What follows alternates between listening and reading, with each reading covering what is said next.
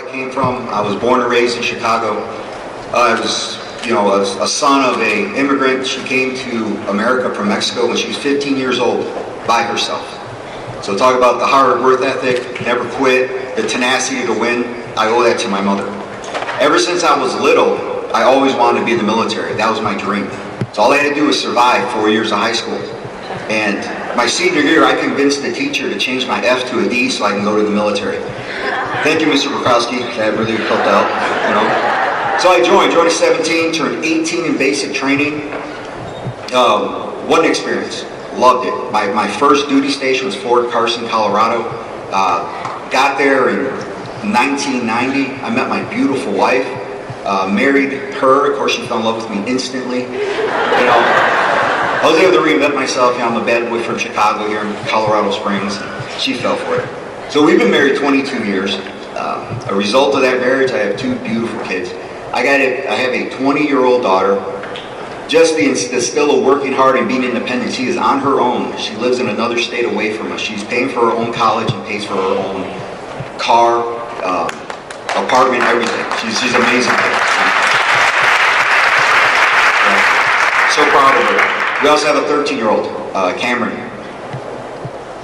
What I've learned here with financial services has changed it totally changed the way I deal with my kids.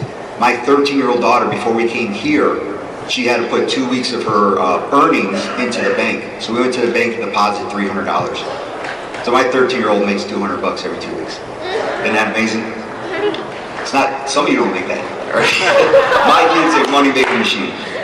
So 22 years in the military, being married to my wife, loved every minute of it.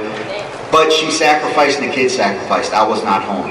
I wound up as a first sergeant. I always sought out responsibility.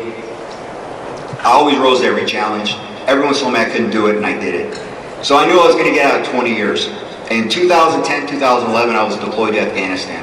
I went there as a combat advisor for the Polish Army.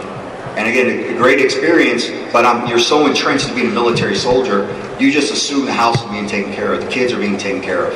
So when I came back, I wanted to transition out, and that's when I met my mentor, Matthew Sapala. He asked me the very important question, what do you want to do after the military?